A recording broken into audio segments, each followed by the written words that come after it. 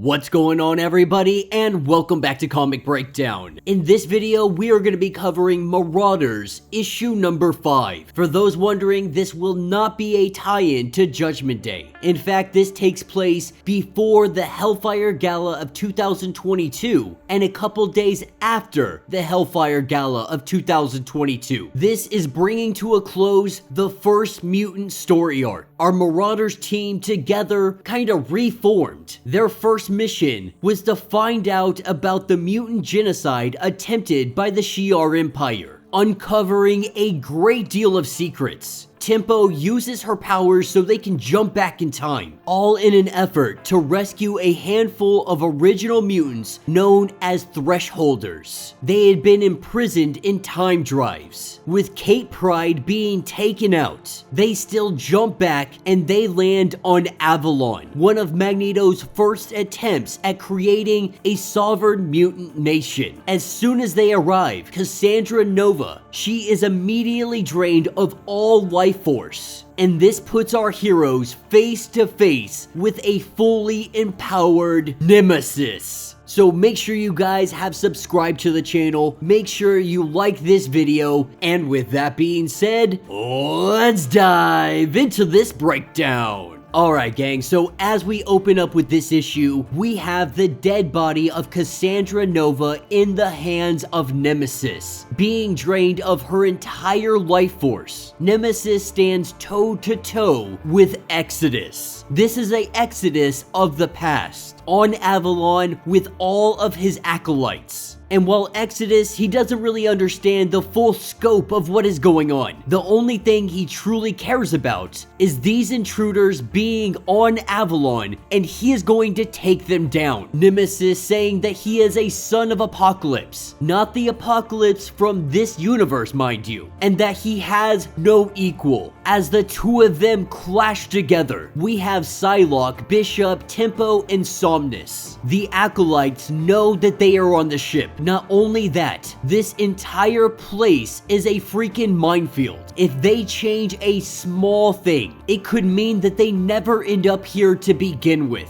which would mean no ancient mutants are rescued, and nobody knows what the present world will look like when they come back. Bishop letting Tempo know that they will keep the timeline intact, and they will also find the Thresholders, that they have already lost so much, and they will not lose anymore. But at this point, they don't really know what direction to go, with Psylocke eating a little bit of boost fruit. This is kind of a quick power-up for her abilities, while the others distract the Exodus cultists. She eats the fruit, and she goes tracking down after the time drives. And this is when Cassandra Nova, she has a symbiote wrapping around her, while Somnus and Tempo go against the Acolytes. We are learning that Cassandra Nova had saved this little symbiote from the Ken Crimson laboratory. The two of them made a pact together, and so keeping Cassandra Nova alive, we see the symbiote come out and go directly for Nemesis, going by the name of, I believe it's ZZXZ,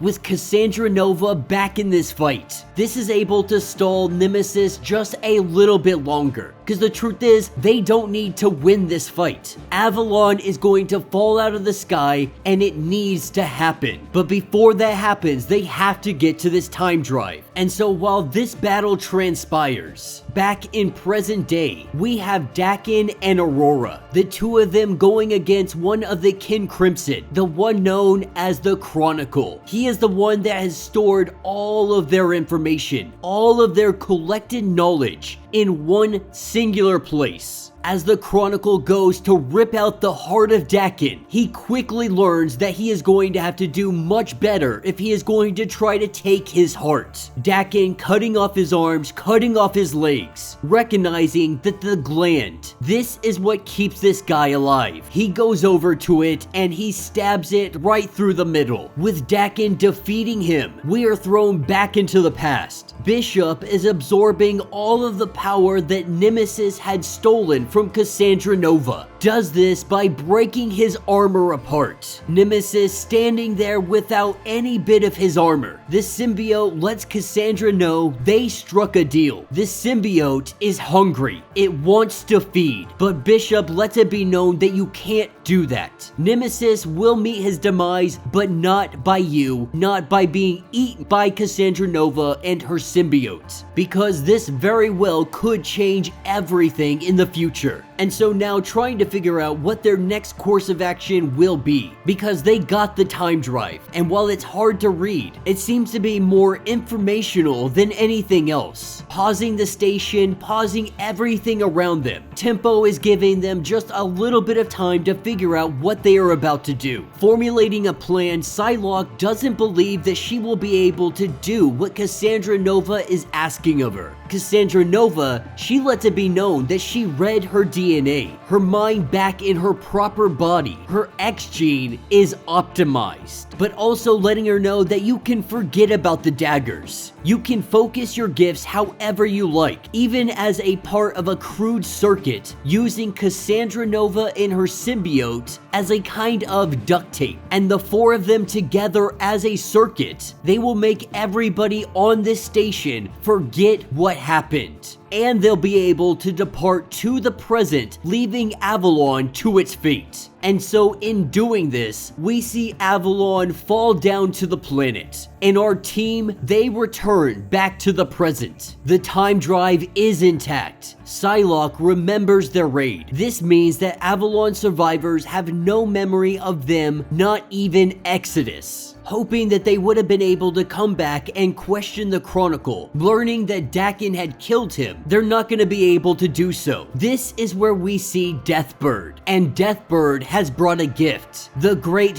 Delphos the Red, leader of the Kin Crimson, with Psylocke letting it be known that the Empress said this would never be buried again, that this time drive holds the last thresholder, and Psylocke expects her to hold up this bargain. This is when Delphos the Red, she goes off about how she predicted all of this. And this is when she tells Deathbird that Xandra is dead. Without skipping a beat, Deathbird snaps her neck and cuts her body in half. Though they were supposed to stand trial, Deathbird says that this is more than trial enough. Deathbird letting the mutants know that the drive is theirs, their ship will be repaired, and their past will be reckoned with. And so picking up later on Throne World, the Empress back in her seat of power, only being gone a short time because she had been resurrected on Krakoa. A gateway had been opened up, and so while many believe that she had been gone only for a short time, many don't know that she had died and been resurrected. This brings up a lot of different problems, but problems the Empress will have to face another day. And we are also going to talk about her resurrection when we get to the end of this issue. It's something that I'm saving because I actually want to talk quite a bit on that topic. We have Dakin, who is being bestowed a great honor. Cassandra Nova passing off the symbiote, passing it off to Warbird, saying that it's X gene. It remains quite a mystery, but for the time being, it will remain with Warbird. Everyone goes their separate ways. Psylocke unable to open up the time drive. As it stands, nobody is able to uncover what is inside that drive. This is when Grey Crow comes up, brings some food to Psylocke. We see the two of them kiss, and her just be happy that she has come back. Now this is when we are taken 2 days later. This is after the Hellfire Gala, and we have Kitty Pryde, who has been resurrected, which is another thing that we are going to talk about. Now Bishop had left some notes for Kitty Pryde, letting her know that there was a mysterious individual, not necessarily mysterious, but somebody from the future that had been delivered here by a Cable a little bit older than the one we saw not too long ago before he headed off back to the future. On her deathbed, she came here asking for Kate Pryde. When Bishop recognized that Kate Pryde had yet to be resurrected, she was jumped up to the front of the queue, and now with her being back, she is meeting this individual from the future that Cable brought. That individual is Cerebra, and that will be the end of this issue. So let me know what you guys think down in the comments. Okay, so first off, we are gonna talk about Xandra's resurrection, the daughter of Charles Xavier, because we have his daughter being resurrected in the very first pages of this issue. At first, she wakes up very confused on how she got here, but she quickly recognizes that she's in Krakoa, and just recently, she had been executed. Now, I don't know if it has happened before, but usually when someone is resurrected, they only get resurrected to the last time they had been backed up. But she remembers all the way to the very moment that she had died. Was this because she sent out the telepathic blast that even Charles Xavier had felt? Or is this because Charles Xavier has some tricks up his sleeve that he has been denying to everybody else? Something that he might keep very close to the chest so nobody else knows about it. I'm thinking more than likely it's specifically because of her own powers, that she was able to send all of this over to Charles Xavier, allowing her to be resurrected with all of her memories intact. And now I want to talk about Kate Pryde. Now, I had mentioned earlier on how they made such a big deal, a big fuss about Kate Pryde dying, and there had been some issues with resurrection for her in the past, but there was nothing to suggest that that problem was still going to be an issue resurrecting her again. And by all appearances, there was absolutely no issue. So the Marauders acting like it was some big deal for Kate Pryde to die, as if it was some giant sacrifice. It was in fact not that. And so I think Bishop definitely was written as if he was overdoing it on the death of Cassandra Nova and Kate Pryde, acting as if they lost so much already, when the truth is these people can just be resurrected, even Kate Pryde. But that was really my only gripe about the entire story thus far. It really seemed like this was their way of bringing this to an end quickly while throwing Cerebra in there. The next issue is going to be dealing with Judgment Day, or at least they say it is going to be dealing with Judgment Day. As we saw with X-Force, there's always a possibility that it is just very loosely connected. And once Judgment Day does come to an end, them unlocking this time drive, I really hope that it is going to be something awesome and worth this entire story arc of. But let me know your thoughts, let me know your theories. If you would like to get caught up on everything going on with the Marauders, be sure to check out the link in my description as well as the top of this video.